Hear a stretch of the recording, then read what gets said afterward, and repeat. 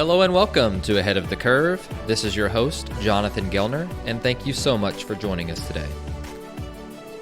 On today's show, we have on Trevor Burmeister, minor league hitting coach for the Colorado Rockies. Trevor started his coaching career at UW-La Crosse in 2014 as the outfield and assistant hitting coach. In his second year at the school, the team went on to take second place in the World Series.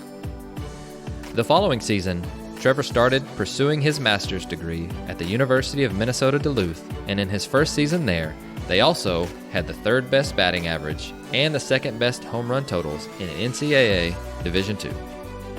And before getting hired by the Rockies, Trevor was an assistant coach at Madison College. And in 2019, he was named the NJCAA Division II Assistant Coach of the Year by the ABCA and Baseball America. So on the show, we discuss how to best use technology, how to create a challenging training environment, and Trevor goes in depth with implements and constraints training. Here is Trevor Burmeister. Trevor, welcome to the show. Jonathan, thanks for having me. Definitely. I'm excited to get to have some hitting conversations with you today and to get to really pick your brain about a lot of different things that you are passionate about and things that I, obviously find interesting too. But even for myself, I'd like to get to know you a little bit better, and I know our guests would as well. So can you provide a short snapshot of your baseball background and why you decided to get into coaching? Absolutely. Baseball's kind of always been in the blood of my family. I grew up in the country in Wisconsin, by the Madison, Wisconsin area, and it was me and my brother and a lot of I think back to those times, and for us to occupy our time, a lot of it had to do with being outside and throwing a baseball around, or being outside with our dad when we were young kids. And we have some cool videos of when we were kids trying to learn how to hit for the first time. And both my grandparents were heavily involved with baseball, and my one of my grandparents was a really good player within the local area, and the home talent local baseball scene. My great-grandparent actually had an opportunity to play at a really high level, but ultimately did not because of family reasons. So it's always been kind of in my blood, and my dad coached me growing up in the youth scene. So it's always been a huge part of my life. And, I through high school, I was a football, baseball player. I loved football. I think my personality, I was kind of a feisty type, fit with the football scene, but I always knew that baseball was kind of my calling and is what I wanted to do going forward. I got into luckily Madison College, a junior college that was local in Madison, Wisconsin, has a program that has a lot of reputation and success, and played 2 years there with aspirations of hopefully being able to play at an even higher level. That's what a lot of the players do that come to that program. It's always about what's next and try to build those opportunities for yourself. The way I would explain myself as a player was, and I always say this to the guys I get to coach now, and I always joke with them, it's like I feel so fortunate because I'm able to coach guys that were so much more talented than I was. I'm one of those stories of a guy that I would call an overachiever.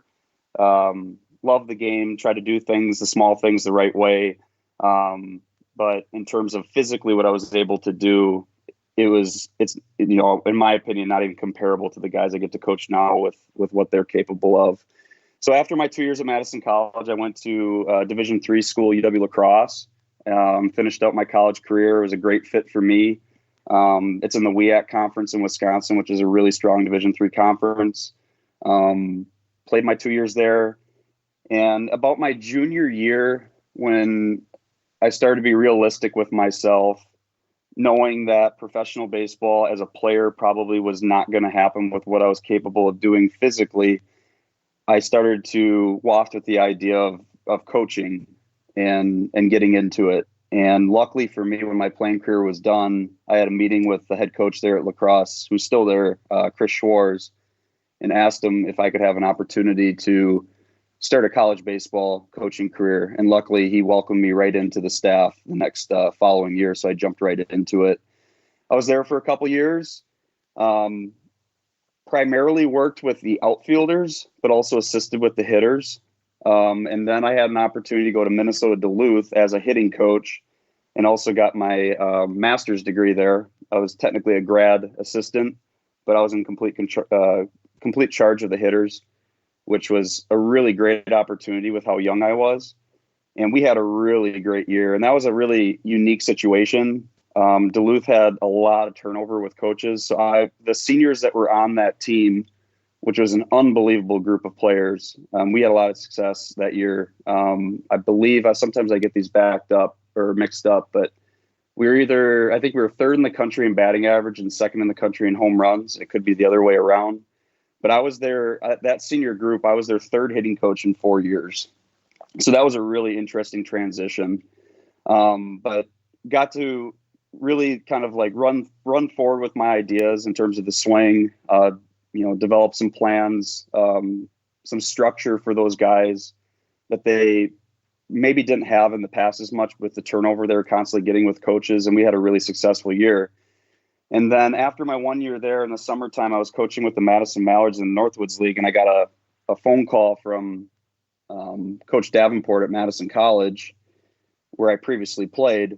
And for people that don't know who Mike Davenport is, in my opinion, he's one of the best baseball minds in the country, and he's phenomenal. And in the back of my mind, I always wanted to go back to that program and learn under him again. And he called me and said, "Hey, what would you think about coming back and being a part of this program again?" Like, I joked with him, like, you know how long I've been waiting for this phone call. So I jumped at that opportunity, went back to Madison, coached with him for a couple of years, 3 years. And we had a lot of success, 3 regionals, 2 World Series, got to be under his wing again. And it really helped me develop some areas where I felt like I needed to continue forward with this vision I had for myself. So it was a great decision to go back to the junior college route. And, after I was done with that, here I am now with the Colorado Rockies. It's kind of a cool story. I mean, when I was at Madison College, we'd always play our spring trip in Arizona. And every time we were there, we would actually get together with Darren Everson, he's from Wisconsin also, and he knew Coach Davenport really well. We get together with him and have dinner, and just talk baseball, bounce ideas off of each other. And when I think back to those conversations that we would have, it's cool to think about, because it was almost like it was a job interview, because he was always like pressing me with questions and kind of picking my brain and seeing like where I was at with things. And then lo and behold, I get a phone call from Darren saying, "Hey, what would you think about applying to be a hitting coach with the Colorado Rockies?" And because it is in player development, and that's exactly like what we were trying to do at Madison College. And Madison College is about getting these guys their next opportunity at like the Division I level. Hopefully that's where their aspirations were. The only difference now is that we're trying to prepare these guys with the Colorado Rockies to become big leaguers, but it's still in the player development realm. So I knew it really fit with my personality, and it was going to be something that was going to be perfect for me going forward in terms of, what I like to do the most. So it's been an incredible journey. Everybody's journey is different. But it's just about being the best at where you're at and letting opportunities come about as the years go on. I love that, and I love getting to hear your story. So, but let's go ahead and jump in to the nuts and bolts, and I'd like for you to go through how you evaluate players whenever you first see them. So, let's say this off season you get placed at an affiliate, and you're trying to break down what all these players do, and I'm sure that there's some vertical integration with Darren and the different parts of the player development staff. But let's say that you get a list of players that you're going to be working with. What are some of the first things you do when you're evaluating them? Well, I'm happy you said like the integrating with Darren and everybody else. We have a great staff, and the best part about our staff, I believe, is that we're not all like the same person. We don't view things exactly the same way. So like the perspectives are always different. So one of the first things I'll for sure do is I will bounce questions off of the people that have maybe seen these players more than I have, and try to get as clear of an understanding of who they are as quickly as possible. So, but from an individual standpoint, when I'm having the conversations with the players, the first thing we have to do when we're evaluating a new player is you need to get to know them first, more from like a personality level. And that's just about building relationships. And that's a big part of what we try to do with the Colorado Rockies is we try to build as strong of a relationship with these guys as possible. Because, if you don't have that trust level with them, then what you want to do with them moving forward is, in my opinion, fairly irrelevant. So the first thing is get to know them. What makes them tick? How do they perceive themselves? How do they perceive success? And, things like, what are their fears? Like, what do they fear? What are the things that they struggle with? How do they go about their preparation? And these are all conversations that you can have with players where you just kind of probe them with questions and try to get to know them as much as you can. When it comes to evaluating them, physically in the nuts and bolts of everything, what I really try to pay attention to is how do they move? Every hitter is different. I don't believe in a cookie cutter way of hitting. Everybody has a different way of being successful. And the first place that I'll really look is the lower half. And I think that's the place that we need to look, because I do believe that if the lower half is out of whack, then the rest of the swing will follow suit with it. But another thing that's really important to me, especially, and this too, that with the jump in velocity in this game, I don't see that changing. I mean, every year the average fastball is just going up and up, and there's, with the player development that we have now, the arms are just getting better and better. So another big piece that I look for is just how effortless their swing is. And, how much effort do they need to put into trying to hit a fastball that's moving 95 miles per hour? And we need to make sure that when we're evaluating these players, that the swing that they work with, and when they're going through their preparation, especially in a cage setting and a drill setting, will that swing work with velocity and movement? And I think that's where a lot of people, it's like a missing piece at times for a lot of people, because we can make hitters look really, really good in a cage. But what matters most is what swing's going to show up at 7:00. And the work that they're doing, is it going to translate? And I think Darren, I know he's been on your podcast. You know how great he is. He does a really great job of preparing these guys for what they're going to see and challenging these guys during their preparation. But I think that's the first place that we need to look at when we're evaluating these guys, is making sure that the relationship is built, get to know them as much as you can from a personal level. And then when it comes to evaluating the swing, making sure that what the swing is and where it's at is going to translate best with what they're going to face when it comes game time. Awesome. So I have a couple of things that let's break down just based on what you were talking about. And again, it's kind of hard to talk mechanics through audio, but whenever you say I'm looking for the lower half first, can you just provide us kind of an outline of how, like, what you're looking at, and maybe describe it as best you can? Sure. Every hitter's different, like I said, but the main thing that's important for me is, like, a lot of these guys, and especially where the game is at, like, they need to have an understanding of what makes them successful. And it's really easy right now to fall into the trap that the only way I'm going to make it is if I hit a whole bunch of home runs. But the question that needs to be asked is, yeah, of course, like, hitting home runs is going to help you, but what is going to give you the best chance to drive the ball the way that you need to? So what I see a lot with hitters, even at the professional level and all the way down, is, like, with the lower half, is it jump starting the swing too early? So a big part for me, like, what I like to see is I want them to land, like, and this falls back even when I first started coaching, like, the main precedent of what's always been super important to me is the position that they're in when their front foot strikes, and the consistency of how they can get into that position when their front foot strikes. It seems like a really simplistic concept, but it's a really difficult thing to repeat, especially as you move up levels and the margin for error gets smaller and smaller.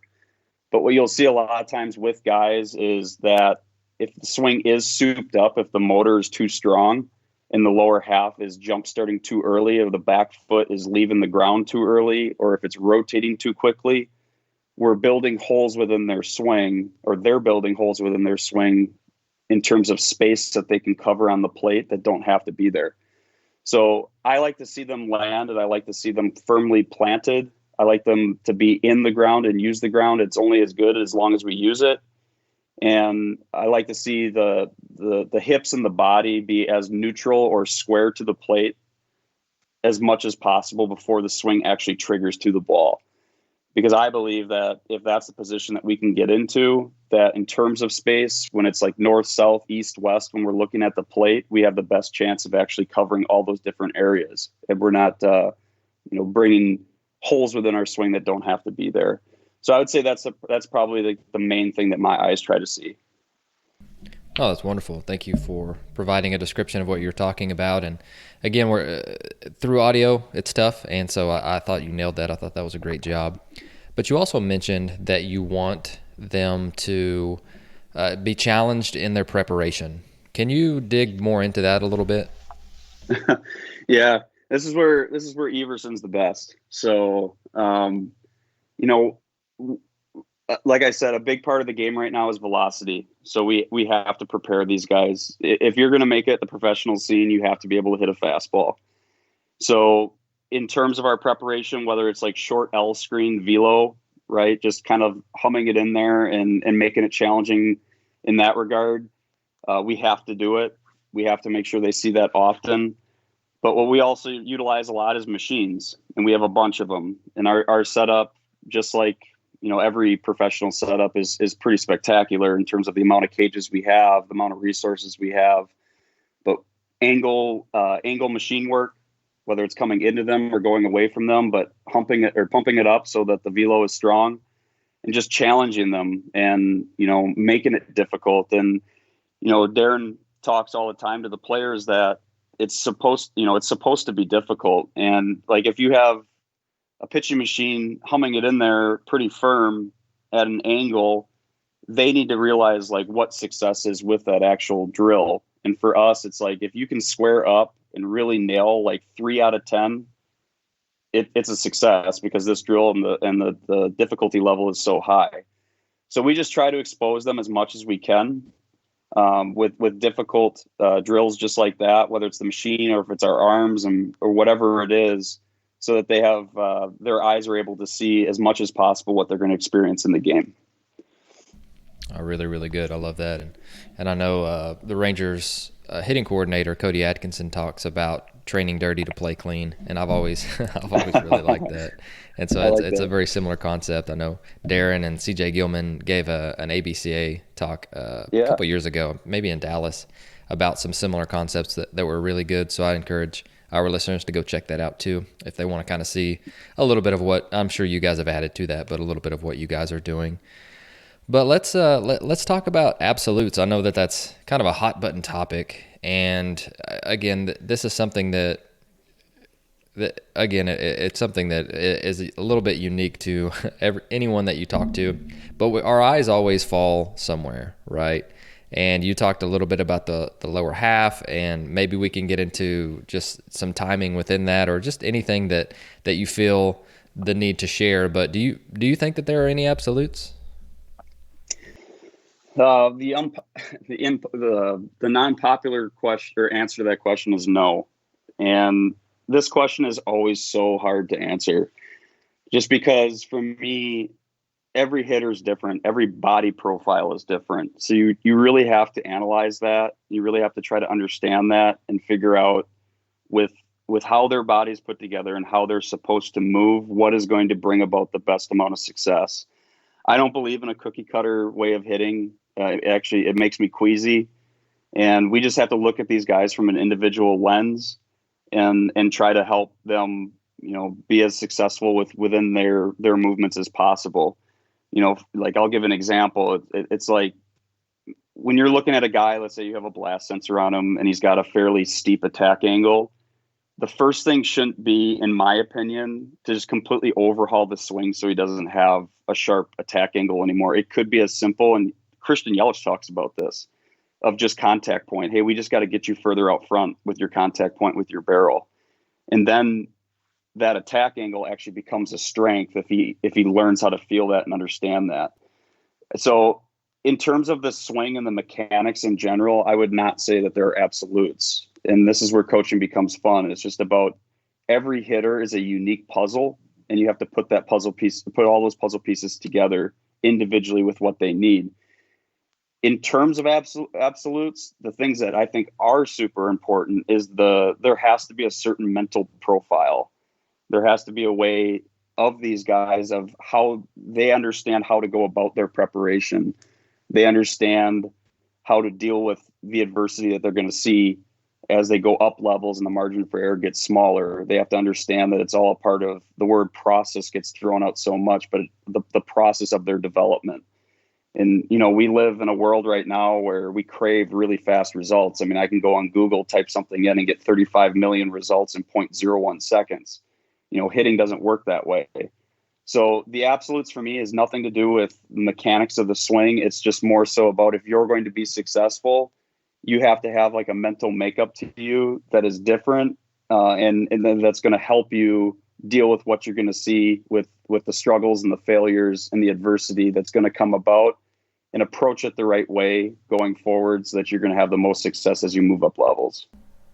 No, that's great. And I love that you added some context into the blast sensor. And I think that it's always important to be able to do that with any sort of technology that we're using. If we don't know what the context is, then I think it's a little bit reckless to be able to try and change a hitter swing based on the technology that we're seeing.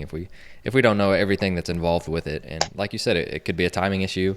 It could be working on the swing down drill that so many big league guys are talking about, and then in a game it's different. So I really like that. Can I add something to that? Yeah, absolutely. Please do. It's especially with attack, man, like it's been such a prevalent part of the game, and it's so important that people realize that it's not about chasing metrics, but like when you're using the tech within your like individual philosophy of what you think makes a successful hitter, use the tech for those metrics. Like for me, what's really important, like with the blast sensor, probably the most important metric for me is time to impact. Like how quickly can we go from when we're in the ground and we trigger our swing from that point to striking the baseball.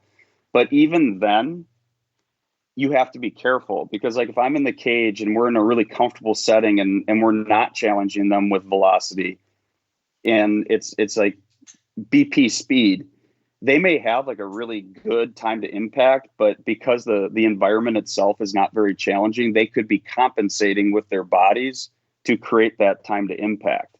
So that's where like we have to be really, really aware of with what we're seeing with the data and the setting that we're working on with the player. Will this actually translate at 7:00 when they actually are facing that dude that's coming out with that hot arm throwing 95? Right. So the tech is great. It's objective data. We can get a lot out of it, but I would just, for the listeners, it's not about chasing metrics. It's about understanding the metrics, and especially what works within your philosophy, and still incorporating the environment that we're working on or working with the player. And is that going to translate the best at game time when we need the movements to be as efficient as possible? So you've mentioned this a couple of times, and I'd like for you to dig a little bit more into it. You've talked about creating hitters that hit in games. And so it sounds very obvious, but sometimes it's not. And so how do you know when something translates? Do you just backwards plan from the game? I think when something translates when you actually provide the environment to challenge these guys and you test it out. So obviously there's times when we're in the cage where we need to slow it down, right? Where we need to allow these guys to actually feel things and make adjustments. But then you're only going to know if it works if you actually challenge them, whether like we were talking about earlier with the angle velocity BP, or from the machine, or if it's our arms and we're humming it in there from a really short distance. So and then video is huge, right? So like, I'll give you an example. I was working with a player where he was always really focused in terms of his forward move on his backside. And what we came to understand was when he focused so much on his backside, he was actually getting stuck on his backside. So he was basically like on a pedestal on his back leg, and the ball was more than halfway in flight towards him, and he was still on his back leg. So from that point, when the task is hit the baseball, I got to get the barrel of the ball. But when you're stuck on your back leg and the ball's almost on top of you, you're going to land, you're going to open up early, you're going to open up holes within your swing, you're going to have a really hard time staying through the ball towards the middle of the field. So being aware of that, and like you said, as coaches, we know this, that we don't want the players to be overly consumed with results. We want them to approach everything the right way. But as coaches, we can take the results that they have and know that, and use it as like an accountability factor towards us of the things that I'm trying to help this player with. Is it working or is it not? Right. So if I'm working with a player and he goes out and he can't perform in the game and the movements aren't translating, then obviously something is not right within the training environment that I'm putting him through.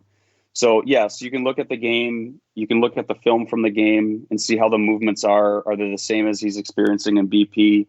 But then also within our environments, our training environments, when we're in the cage, we have to challenge these guys and see if those movements that we're creating in the cage can actually translate over into something that's a little bit more difficult when the ball's coming at them a little bit hotter.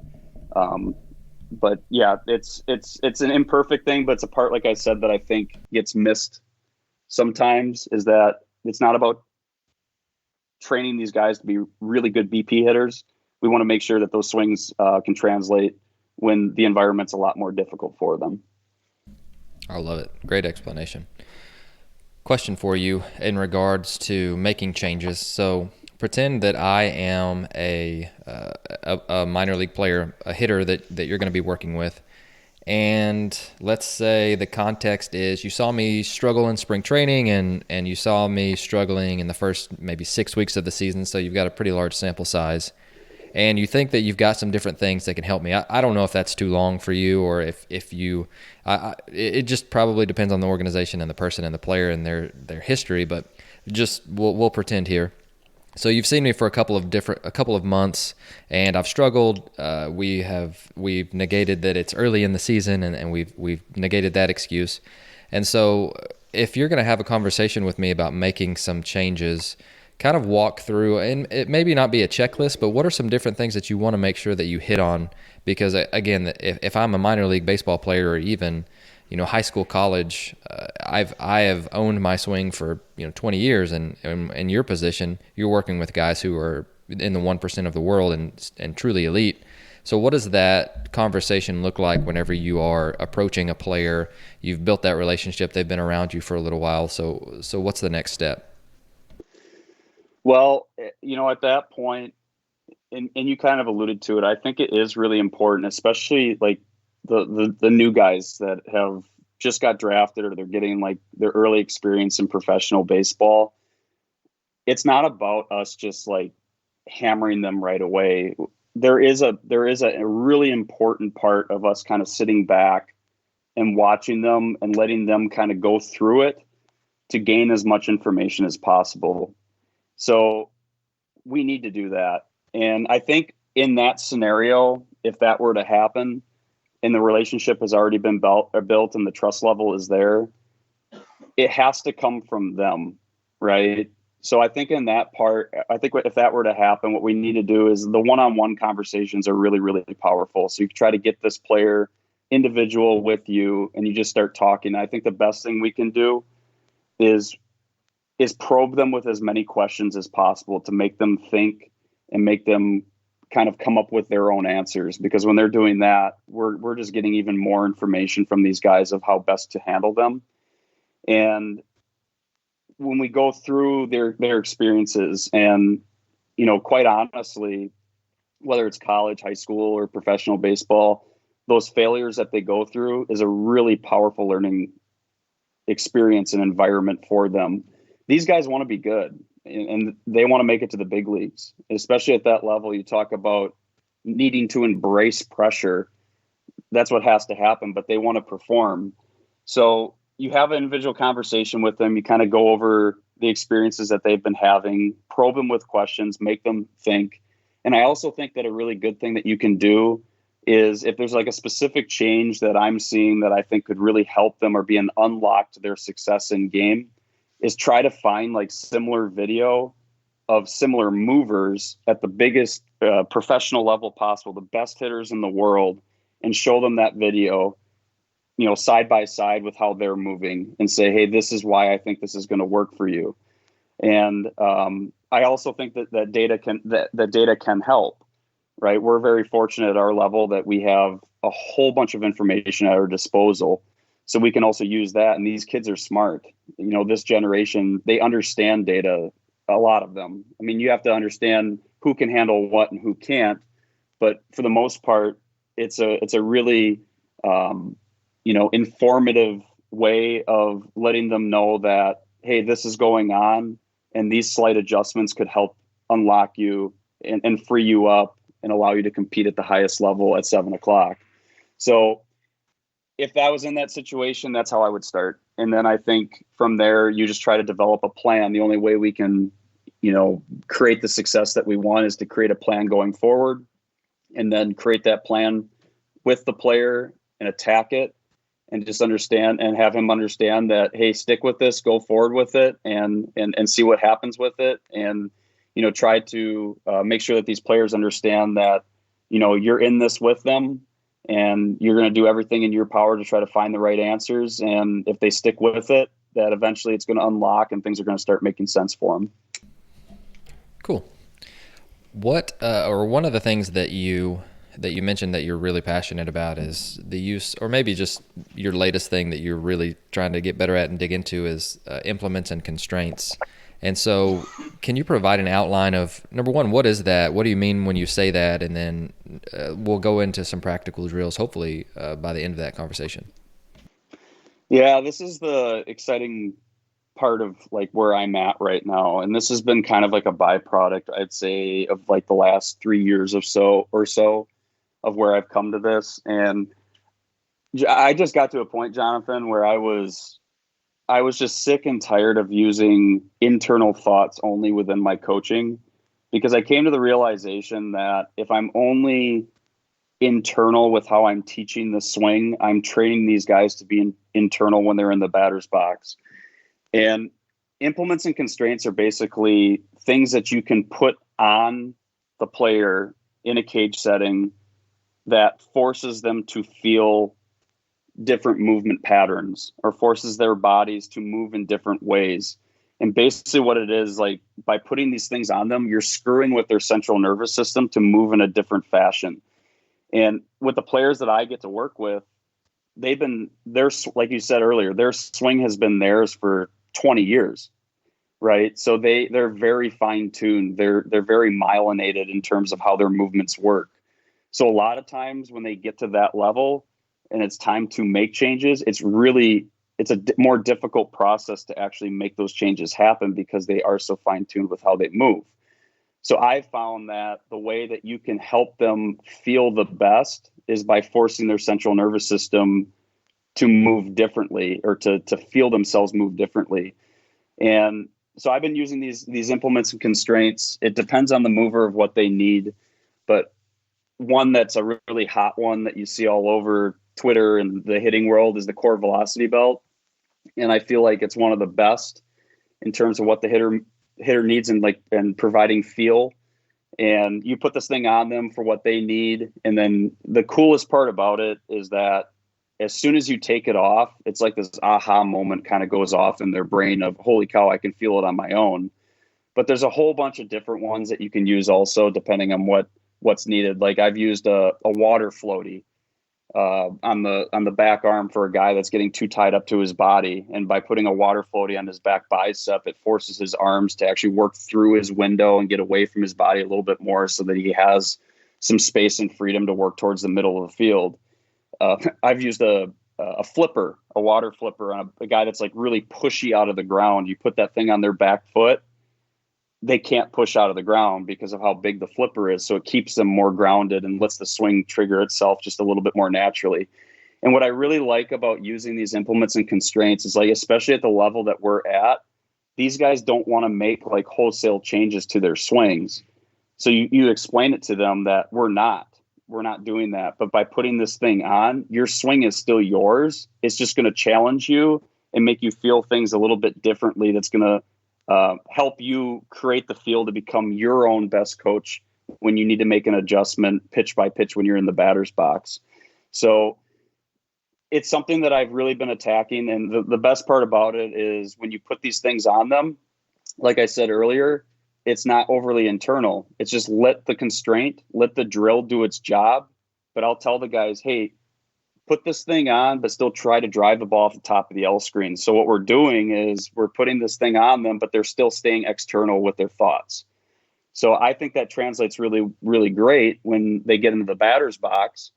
And now, instead of training a guy to be internal with his thoughts and getting trapped, because it's been proven that the brain can only handle one thought at a time. And that's sports psychology. And if they're in the batter's box and they have all these different thoughts going on, and it's not solely on the baseball that's coming at them, their level of success is going to plummet. So it's about using these constraints and these implements within our training to help promote feel so that they can make adjustments to make them move more efficiently and better, but still trying to find a way to allow their brains to stay external, which will give them the best amount of success when they're actually in the batter's box and having to compete. So the coolest part is, with the implements, it fits with the sports psychology, it fits with the human anatomy, it fits with the central nervous system. And I think it's just a really strong way within player development to help these guys unlock certain parts within their swing where they don't feel overwhelmed, like they're completely changing or overhauling their swing from phase one. It doesn't work that way at all with these things. No, I really like that. And I've been really trying to challenge myself when working with the players is giving them one thought, because I feel like with this pendulum swing that we are on, it used to be, when I'm 31, and so when I was growing up, it was like right before or just any sort of hitting video, and so we were cued to death, right? And so you revert back to, okay, now we have all of this information. And so my initial instinct whenever I started getting into coaching was I wanted to over-explain things, and I wanted to give them a very large picture of what we were trying to do. And then that doesn't work. Like you said, the brain can only process one thing at a time. And especially they're doing an elite movement, and just even, the less we can put on their plate, the better. And so what is the one thing that we can do that's going to help you, and involving them in the process? I really love that you mentioned that too. But it's hard to do. Like, it's harder than people think, because you want to tell them why, the why behind everything, but you also want to make it concise. And so it's a really tough balance. And it's an interesting conversation to have to navigate.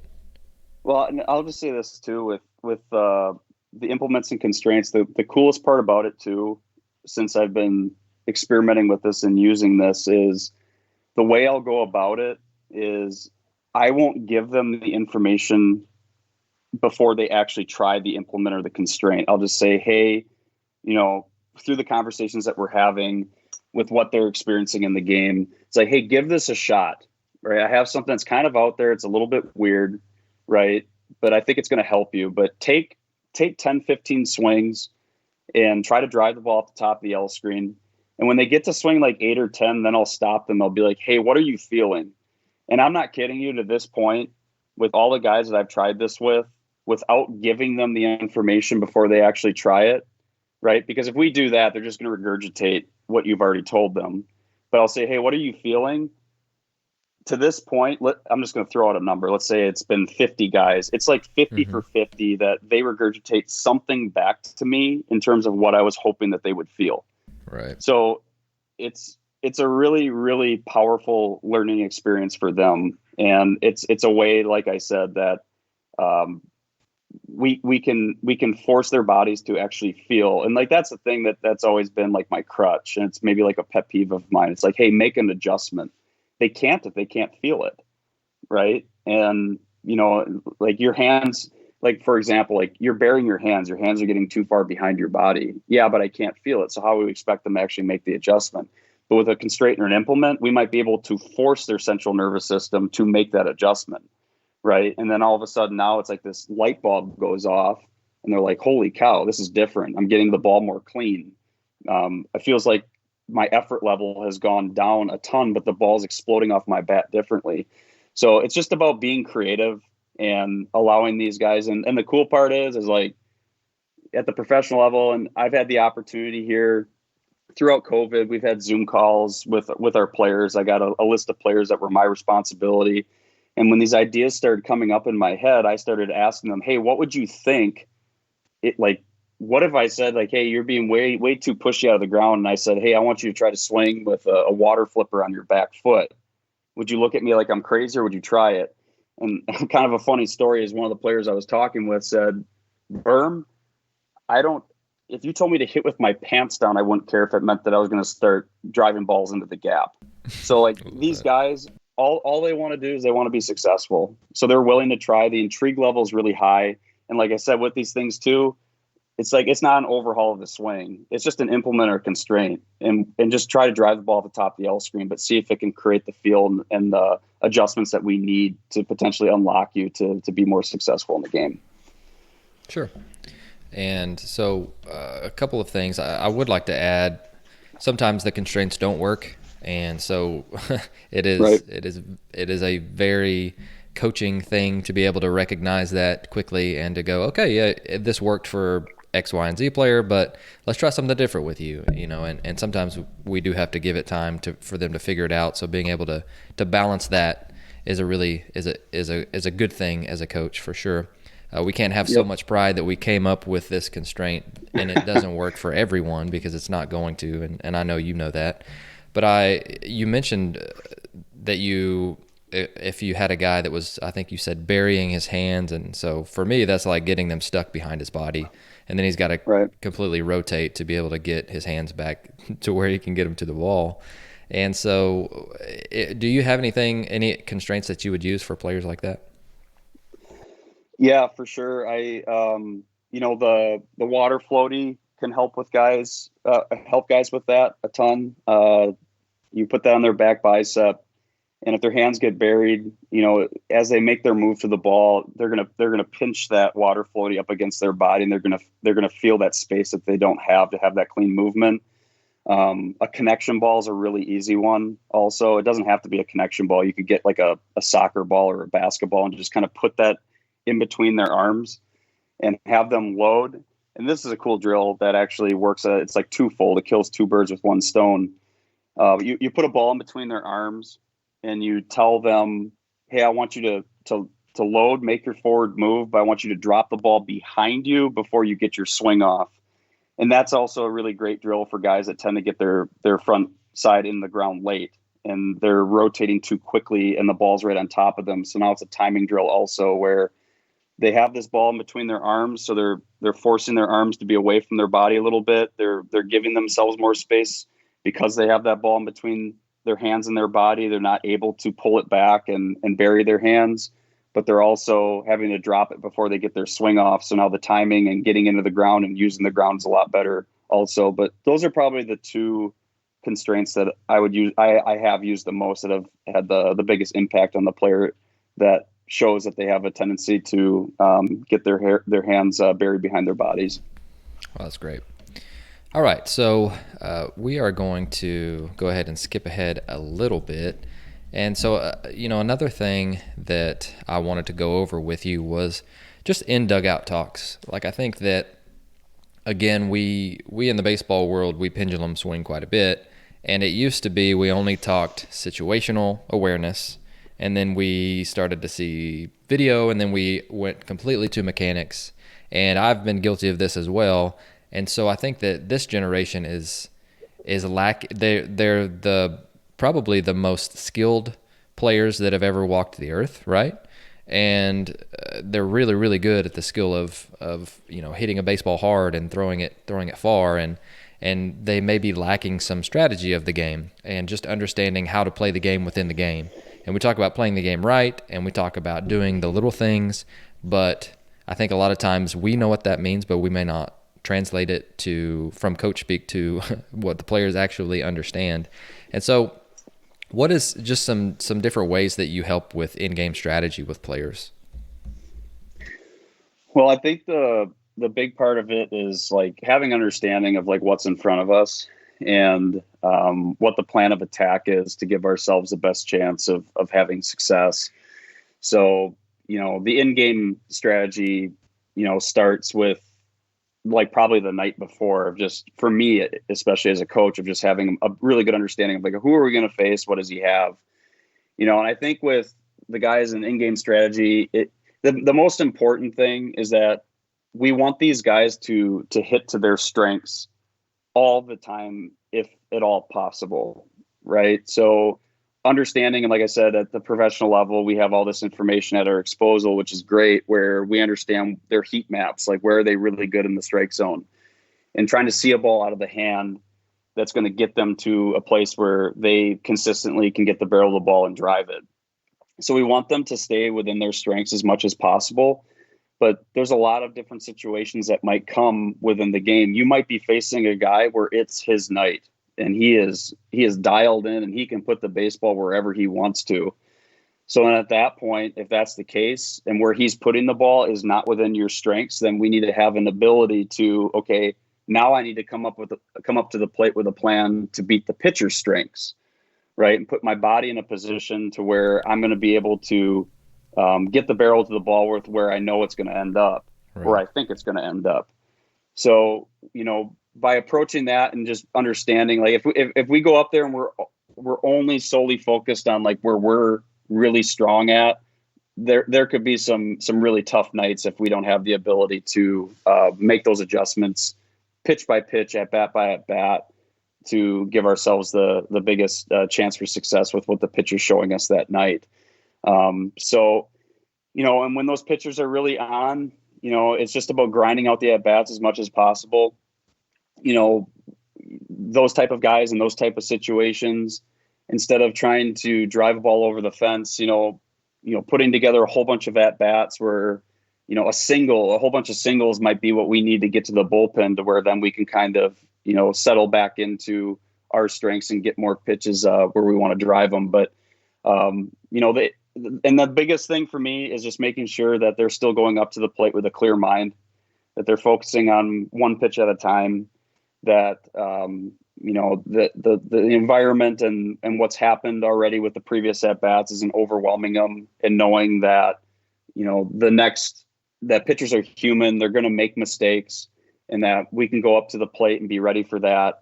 And, that in itself, this, Jonathan, like hitting is contagious. You have a couple guys that go up with really good, solid at-bats with what they're facing that day. It could completely unlock the rest of the lineup. And now you're in the bullpen and developing a new plan with what that pitcher's showing. But it's a very organic approach, but, just being able to really realize what's in front of us and come up with the best plan possible for us to have the highest amount of success in that moment. So how do you translate, because I think this is a really big skill that really good coaches have in games. How do you translate, and again, I'm kind of thinking out loud with this one, because I think that players do a really good job of this too whenever they relay information about what the pitch looks like. But how do you as the coach translate, not necessarily, I guess we could talk about the game plan since you have access to just a library of information about each pitcher, but you're in a game. How do you translate what you're seeing, what the players are seeing, and how do we make the plan simple for the player? I'll start with this. Like, for me, the most important thing that I want to know, and that what I want the players to know, is I want to know how the fastball's moving. Is it your standard? Is this a guy with like high spin, four seam, where it's mostly straight? Like they always say with Justin Verlander, that he creates so much spin that it almost creates this illusion like the ball's rising as it's coming at you. Or is it a guy that's more like a 3/4 arm slot with a whole bunch of swing and it's almost like a reverse cutter? Or is it a guy that doesn't have as much spin and he's more of like a sinker slider? But if we have that understanding of how is the fastball moving, whether you're a righty or a lefty, then I think we can go up to the plate and simplify it for ourselves of trying to find a pitch out of the hand as early as possible, to allow us hopefully to get to our strengths where we know we can do damage, right? But if it is a pitcher that's on and he's exposing our strengths, right, and he's pitching to his strengths, then it's still very powerful information to know how the fastball is moving, because then again, you can see it out of the hand and come up with a simplified approach with your mind of, okay, the fastball does this. It's like a 3/4 slot reverse cutter. So I need to see it start at this lane to get it to where I want it to end up to have the highest amount of success tonight. So if I had to simplify it, the best way possible is, for me, you need to know what the fastball is going to do, and then you can walk up to the plate and develop a plan that's going to help you the most that night at 7:00. So that's the way I would start. Cool. No, I like that. I'm always looking for different ways to translate, what we're seeing, and depending on the level and depending on the players that you have, the players are the best just because they're seeing it in a box. But I also love that whenever you can, we talk about speaking the player's language, whenever we can speak their language too. So yeah, and you know this too, Jonathan. Like from standing in the dugout, like the information that the players give you, it's everything. So, like in terms of like, especially with how the fastball moves, right? We don't have the full perfect picture from what we're seeing in the dugout, but that's where like the pregame planning is really important, because we do have access to video. We can have a little bit of a better idea of like what they're actually going to be facing when they step into the box. But the feedback and the honest feedback that they come back to the dugout with is super, super important for us to try to help these guys create as simplistic of a plan as possible so they can have a clear mind to go up there and compete. So one question that I think would be very valuable for coaches everywhere is how do we promote that type of conversation whenever, because we've all had players, leadoff guys, 2-hole guys, 3-hole guys that can talk about that stuff and make it make sense to players. But what are some different ways that, let's say that we're having to maybe teach that, or having to get guys that are just, they don't like speaking in front of crowds or whatever. How would we help them with that? That question probably wasn't very good, but just thinking of how do we teach game awareness? How do we teach what the pitch feels like to maybe guys who aren't, maybe even, rookie ball guys that are just getting out of high school? How do we translate that, and how do we help them to translate their feels into things that are applicable for the rest of the team? Well, I think it goes back to, with us, we need to be really good communicators. So it comes down to really probing them with as many questions as possible when the moment's right. Like, you don't want to probe them with a whole bunch of questions and hammer them with a whole bunch of questions when they're in the middle of a game, right? But find and pick and choose the right questions to make them think, make them regurgitate some information to you. And, when you go through that process with them, I think their confidence level also kind of goes up in terms of understanding that this is not only helping them by having this conversation, but this may help the rest of the lineup too, with what we're facing that day and what we're going to be able to accomplish with each task that comes about during the game. But I think that's the best way to do it, is be prepared as a coach to probe them with the right questions, understand when it's the right time to ask those questions, understand the personality of each player. Some guys, you just need to dumbify it. Like, the more questions, the worst, right? Or you have to wait till after the game, when they're in the clubhouse, to pull them aside and then start asking them questions, but not during the middle of the game. Some guys can handle it. Some guys can handle some more complex conversation in the moment and not have it become too much for when they walk up to the plate the next at bat. But the biggest thing is we just have to get them talking, and we got to, try to understand how they perceive things as much as possible, because then when you get them talking, they provide that information for you. it only helps you more as a coach with how you move forward, not only with that individual, but for the rest of the guys that are on your team. Oh, great answer. And sorry for the off-script question. I was just trying to think about that in my head of, okay, so. That was a great question. Well, I think that we take for granted coach speak a lot, and we are the experts, quote unquote, in our fields. And a lot of times we expect players to know more than they do. And I was just thinking about that out loud. But I do have a couple of questions before you go. And the first one is what are you excited about that you've recently either started to dig into or you started to learn about?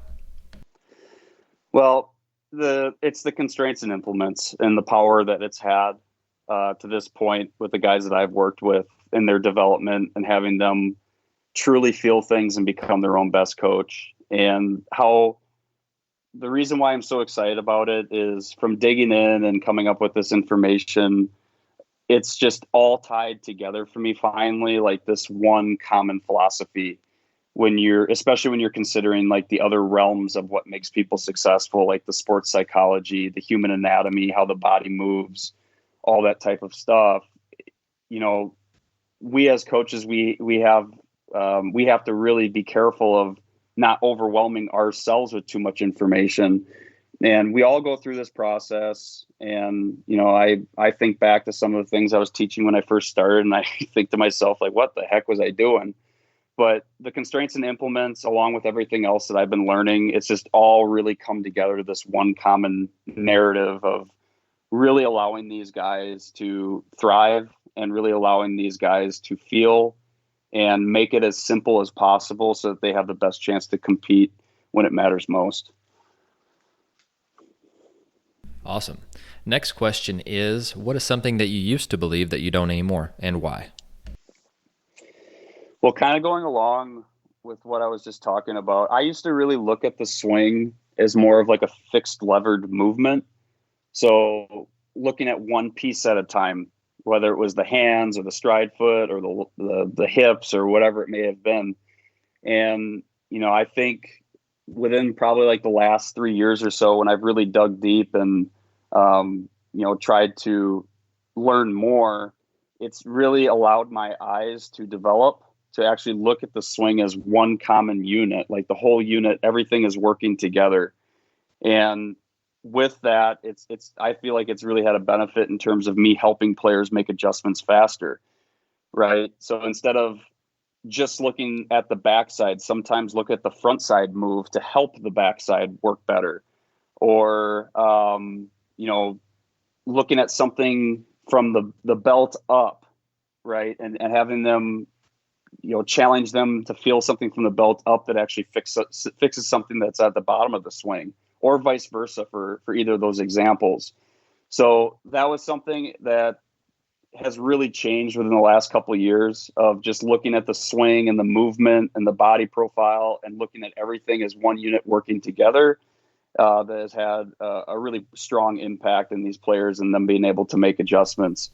And the one other thing that came to my mind is I used to be the guy that always believed that the swing needs to be initiated from the back hip, right? And this is kind of like a controversial topic of like hip shoulder separation and what does that actually mean? But like I said earlier in the podcast, I've come to the understanding that when we're talking about space of covering the plate and north, south, east, west, that for some guys, if you only teach them to initiate the swing from their back hip, it can actually be very, very detrimental to their success level in terms of being able to get the barrel and staying towards the middle of the field and staying through balls wherever they may be thrown. But that's something that has really changed. Some guys can handle it more if they're like really elastic and really loose movers. They can handle a little bit more hip shoulder separation, but it's just an understanding within myself that you can't, it's not a one size fits all. Like you can't teach everybody that style of a swing, and you have to look at them from an individual lens and really look at the swing as one unit all working together and not have a common teach for every single hitter when they walk up to the plate. Oh, that's great. And then finally, if you were gifted a a significant amount of money to buy one book for every one of our listeners, what book would you buy? I have to say this book because as I've gone through this process, like I said, it was about 2.5, 3 years ago, I was stuck. And I was at a place where I felt like I could make players better, but I knew there was more that I needed to understand. And the big part was I needed to understand the body better. I needed to understand human movement better so that I could create this lens and I could create these eyes that could see things a lot quicker and help these players make faster adjustments. So the book that I chose to use, and I did my homework, it all started with a Google search. And, I didn't want to have like 4 different books to choose from. I just wanted to find one really solid one that I could get the right information from and attack going forward to see if it would work for me. And it was Old School versus New School by Eugene Bleecker.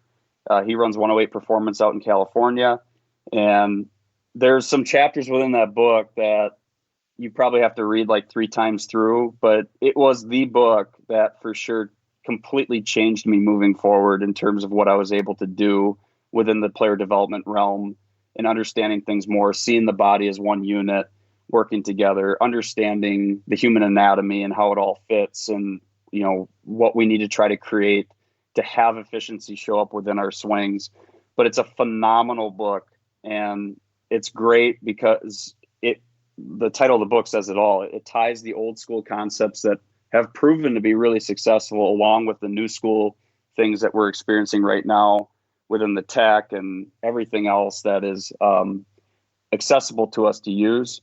And it ties it all together to kind of bring up together like this one common narrative of, allowing these players to be as efficient as possible with their swings and their movements to bring the highest level of success. Well, awesome. Well, I will put a link to that in the show notes as well as your contact information, your Twitter account. But I do want to let you just talk to our listeners before you go. And Trevor, again, thank you. Thank you. Let me be the first to say thank you for coming on and sharing so much with us today. I know that I enjoyed it and had a great time. But I also just, again, want to give you the chance to talk to our listeners. Is there anything else that you'd like to tell them before you go? Yeah. First, thank you so much for the opportunity. This is a phenomenal podcast. There's been so many great speakers on this, on your podcast. It's a go-to for me to just continue to learn and get more information, and try to find things that fit within my philosophy. But the one thing that I would for sure say to listeners is, our jobs as coaches is we want our players to be successful, and it's really important to remain open-minded and, try to find everything out there that can allow our players to have the most amount of success as possible. And even with these constraints and implements, it can be a kind of a controversial topic because a lot of the things that I've used would be deemed as weird, or they would be deemed as, trying to, reinvent the game. But I'm not trying to do that. All I'm trying to do is help my player feel something different. I'm trying to help them become their own best coach, to walk in the batter's box and be able to make adjustments pitch by pitch or at bat by at bat. So I would just say remain open-minded, and there's a lot of really great baseball minds and people out there. Listen to them.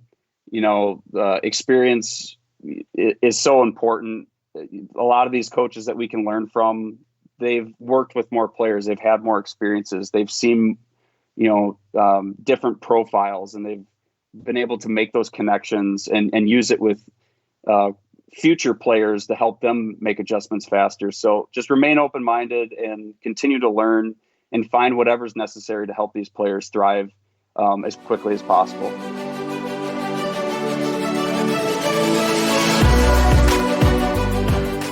Thank you for listening to Ahead of the Curve. You can subscribe on your favorite podcast platform, which could include Apple Podcasts, Google, Spotify, Stitcher, or YouTube. And if you're enjoying the podcast, please share it on social media to help get the word out. Once again, thank you for joining us.